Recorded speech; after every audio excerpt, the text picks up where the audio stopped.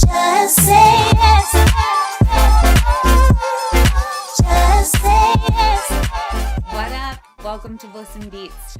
So if you missed it, last week I shared pretty vulnerably my story of my struggles with body image and my story of an eating disorder. And this week I really want to share some tips and things that I've learned through my recovery journey. It really is a journey. So these 5 things are things that I've come to over a lot of work and a lot of time, but I really feel like they're valuable, and so I want to share them with you. It is so important for us to love ourselves and to love our bodies and to care for ourselves and nourish ourselves. It is the root of everything, and it is the root of what's going to be the difference between a life of happiness and a life of struggle and anxiety and frustration and anger. So first things first, there's so much around eating disorders that is rooted in secrecy. Your eating disorder literally becomes this huge source of shame and this secret that you don't want anyone to know, that you're not telling anyone, and it almost becomes like there are all these secret rituals that you're doing that no one else knows. Secrets don't keep you safe. Secrets actually will eat you alive. If you keep something a secret, you are giving it so much power that it literally becomes you. And it takes over your thoughts, it takes over your emotions, it takes over everything. So, end the secrecy. That is the number one most important thing. Find support. If there's someone that you can tell, but you are doing yourself no favors by keeping a secret the eating disorder or the disordered thoughts, the struggles that you're having. Like, just open up to somebody. It's so important. So that's kind of the first step. The second step is really learning to let go of the rules that we create for ourselves. And this is a long one. This is not, oh, I identified this rule that I have about eating and now I can get rid of it. It takes a long time to break through these rules. But really, the most important thing to learn there is there aren't any rules. Learning to get in touch with your body and what you specifically need, because what you need might be different from what she needs, might be different from what he needs. There aren't rules. And the more that we subscribe to these rules, like my rules were, I can't have anything with fat, I need to eat lean cuisines, I need to exercise 7 days a week, that kind of thing. Those rules will keep you in a prison in your own life. And learning to break down the rules and to live from a place of balance is so, so important. The third piece is really get to know your triggers. So get to know what times make you feel your worst, what things make you feel your worst. Those things could be going on Instagram and comparing yourself to people. They could be having to wear a bikini.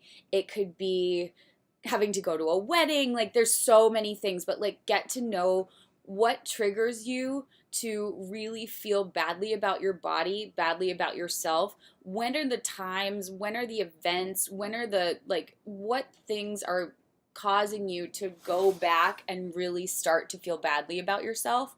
Notice those, and then when you start to know what those are, you can start to help yourself through them. You can know that, okay, this is a time in my life when I know I'm going to need more support, or I'm going to really need to work on this, or I'm going to need to make an extra appointment with my therapist then. And then those triggers, as you start to work through them, they'll become less and less powerful.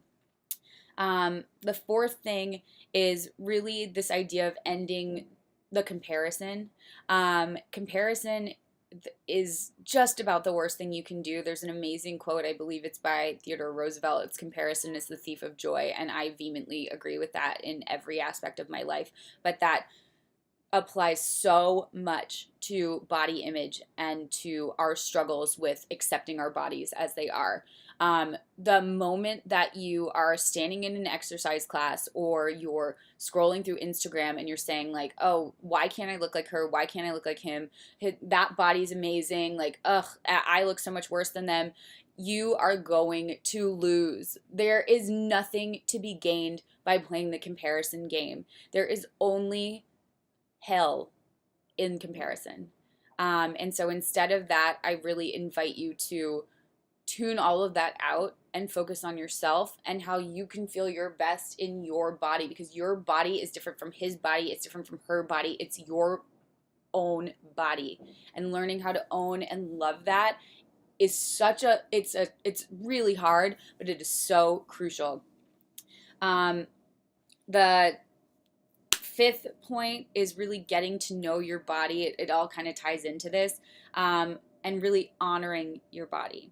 So honoring what makes you feel good, whether that's sleep, whether that's exercise, whether that's eating, certain kinds of foods, not eating other kinds, like really getting to know and learn what makes you feel really good, really happy, really balanced, what doesn't make you feel as though you are like on a hamster wheel spinning, spinning, spinning. Like, and this is all kind of later on in the recovery process that I've learned all of these things and really learned how to honor my body and to eat when I feel hungry and to not eat when I don't, and to, listen to myself and to take days off of exercising when I need them and all that good stuff. That is the most important thing, and that is what takes the most work, but it is absolutely the most transformative, and it's really like where the meat of this is. And then the last piece is food doesn't control you. Food is not the enemy. Food is here to nourish you. Food is here to sustain you. Food is your partner in life. Your body's your partner in life too. All of these things want you to thrive and want you to succeed and want to help you on your journey. But if you make them the enemy and if you give them the power, then they will control you. They will control your life. And that is the absolute worst way to live. So really learning that these are your partners in life and the ways that you can use them to help propel you forward versus just beating them down and feeling like you need to control them and feeling like they control you. The more you can figure that out, the better you will be. So with all that being said, I sincerely feel this was one of the hardest things I've worked through in my life, and I am so happy to be where I am today. I can't even tell you. It means everything to me. I would never be the happy person I am today if I were still in the throes of trying to win the skinniness game. And if you or anyone you know is struggling in this way, again, I encourage you to get help or to speak to them, try and help them. And yeah, I mean, it's just one piece of the overall puzzle of learning to love ourselves and learning to really support ourselves and growing our self-esteem. And I feel really passionately about it. So I appreciate you listening to this part of my story. It's super vulnerable to share this. I'm already like, oh, do I really have to post this? This is scary as hell. Yeah, I do. But thank you so much. Shout out to everyone who's helped me along my journey, and apologies to everyone who had to deal with me in the shittier times. And I love you guys. Happy spring. Just say yes.